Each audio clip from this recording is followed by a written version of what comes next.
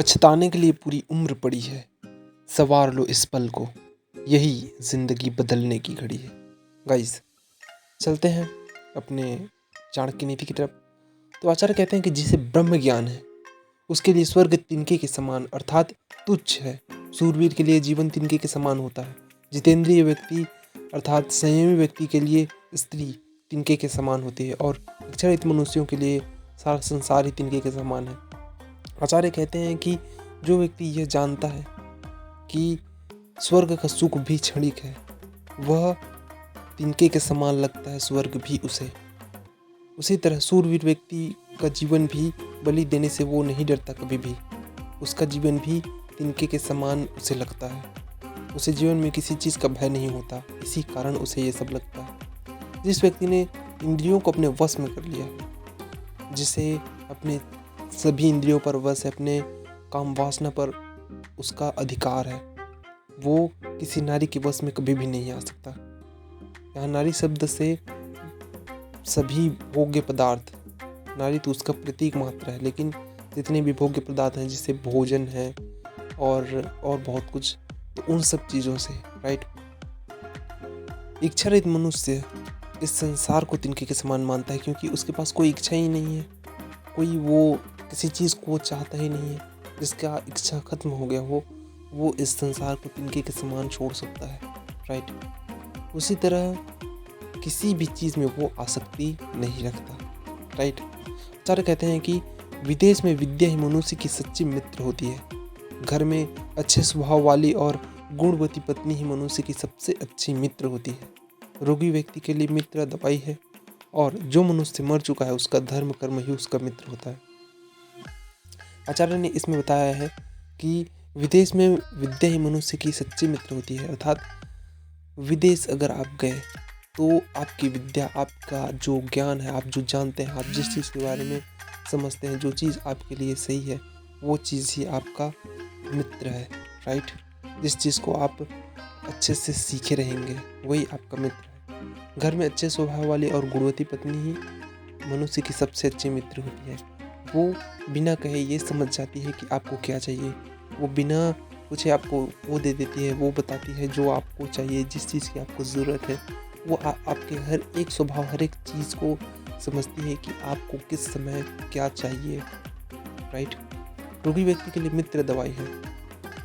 रोगी व्यक्ति को आप देखेंगे तो वो कैसे ठीक होगा, उसको सबसे ज़्यादा ज़रूरत होगी दवाई की, और वही उसकी मित्र भी होगी राइट। और जो व्यक्ति मर चुका है या जो मरने वाला है, उसके लिए उसका मित्र कौन होता है? कर्म। वो पास्ट में जैसा कर्म किया होगा उसके हिसाब से ही उसे फल मिलेगा, उसके हिसाब से वो आगे कुछ भी कार्य करने को हो सकता है राइट। आगे चलते हैं और देखते हैं कि आचार्य बोलते हैं कि समुद्र में बारिश होना, भोजन से तृप्त हुए मनुष्य को फिर से भोजन कराना, धनी लोगों को दान देना और दिन में दीपक जलाना आदि बातें व्यर्थ और निरर्थक होती हैं। आप समझने की कोशिश कीजिएगा, समुद्र में बारिश होना, आप समझ सकते हैं? समुद्र में बारिश, उसके पास तो ऑलरेडी इतना पानी है।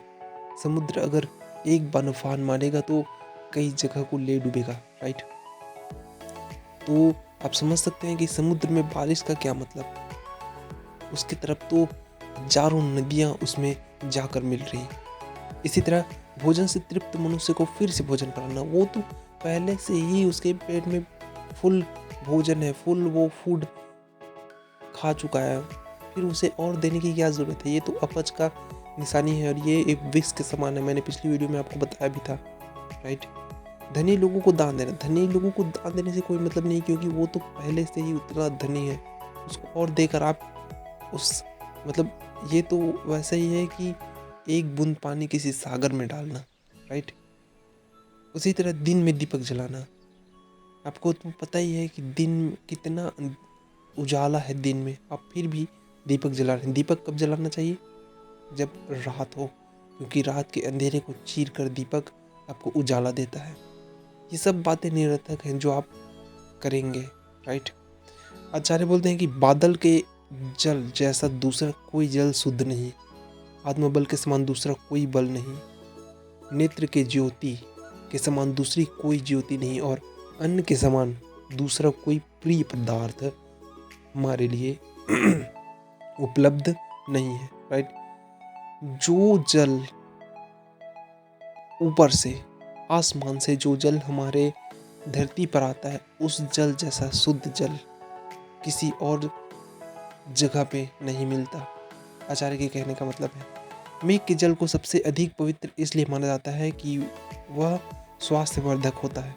जिस व्यक्ति में आत्मा का बल है, अर्थात जो स्वयं पर विश्वास करता है, उसमें सभी प्रकार के बलों का सहज रूप से समावेश होता है। आत्मबल क्या शरीर और इंद्रियों के बल से बढ़कर नहीं है? चाणक्य ने नेत्र की ज्योति को सबसे अधिक उपयोगी माना है, क्योंकि नेत्र की ज्योति के बिना मनुष्य के लिए सारा संसार अंधकार में है। अन्न को मनुष्य के लिए सबसे अधिक प्रिय पदार्थ कहा गया है, क्योंकि जब तक अन्न नहीं मिलता तब तक शरीर, मन आदि अपना कार्य नहीं कर सकते, नहीं वो सोच सकते हैं, नहीं समझ सकते हैं। उसमें सोचने समझने की शक्ति और सारी क्षमताएं खत्म हो जाती हैं धीरे धीरे, अगर उसे खाना न मिले। प्राणियों के अन्नमय कोश अर्थात शरीर की पुष्टि तो अन्न से ही होती है, राइट। अन्न से ही शरीर की पुष्टि होती है। आचार्य नेक्स्ट बोलते हैं कि धनहीन व्यक्ति और अधिक धन पाना चाहता है। चौपाई अर्थात 4 पैर वाले पशु चाहते हैं कि वो बोल सके। मनुष्य स्वर्ग जाना चाहता है और देवता मोक्ष की कामना करते हैं। अर्थात जिसके पास जो नहीं है, जिसके पास जिस चीज़ का अभाव है, वो वही चीज़ की कामना करता है। व्यक्ति हर समय चाहता है कि उसे धन की प्राप्ति हो, परंतु उसे यह पता ही नहीं होता है कि उसके लिए लगातार श्रम करना पड़ता है। हम कभी भी श्रम करने से कतराते हैं। हम हमेशा कभी भी श्रम करना नहीं चाहते। बिना श्रम के हमें वो चीज़ मिल जाए जो हम चाहते हैं, ये ऐसा सोचते हैं। पशु वाणी चाहते हैं ताकि वे अपने मन की बात किसी दूसरे से कह सकें, क्योंकि वो आप समझ सकते हैं, राइट। मनुष्य यह भी चाहता है कि उसे स्वर्ग मिले, और देवता और विद्वान व्यक्ति इस जीवन से मुक्ति की कामना करते हैं, मुक्त होने की कामना करते हैं। इसलिए वह जीवन में ऐसे कार्य करते हैं जिनसे जीवन मरण के बंधन से मुक्त होकर मोक्ष की प्राप्ति होती है। प्राणी मात्र का यह स्वभाव है कि जिसके पास जो नहीं है वो उसी चीज़ की कामना करता है। जिस चीज़ के पास जिसका अभाव है वो उसी चीज़ की कामना करता है, राइट। तो आपको इसमें क्या अच्छा लगा, क्या सीखने को मिला, आप कमेंट ज़रूर करें, और मिलते हैं नेक्स्ट वीडियो में। तब तक के लिए धन्यवाद।